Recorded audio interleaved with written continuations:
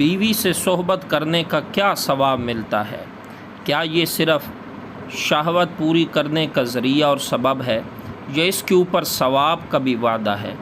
چنانچہ مشکوٰۃ شریف کے اندر ایک حدیث پاک موجود ہے جس کے اندر یہ بات ذکر کی گئی کہ بیوی سے صحبت کرنے کا کیا ثواب ملتا ہے۔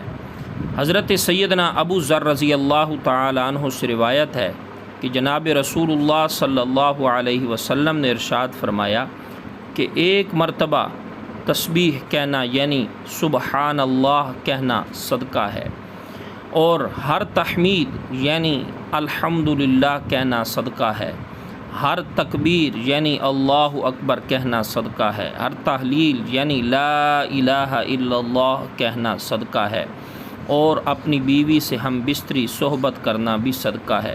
صحابہ کرام نے عرض کیا یا رسول اللہ، کیا اپنی شہوت پوری کرنے پر بھی اجر و ثواب ملتا ہے؟ تو جناب نبی کریم صلی اللہ علیہ وسلم نے فرمایا کہ اگر کوئی انسان ناجائز طریقے سے اپنی شہوت پوری کرے یعنی زنا کا ارتکاب کرے تو وہ مجرم ہوگا یا نہیں، گناہ ملے گا یا نہیں؟ تو ظاہر بات ہے کہ جب جائز طریقے سے خواہش پوری کرے گا اور گناہ سے اپنے آپ کو بچائے گا تو اس کے اوپر عند اللہ ایسا انسان اجر و ثواب کا بھی مستحق ہوگا۔ تو یہ حدیث پاک مشکوٰۃ شریف کے اندر صحیح مسلم کے حوالے سے موجود ہے۔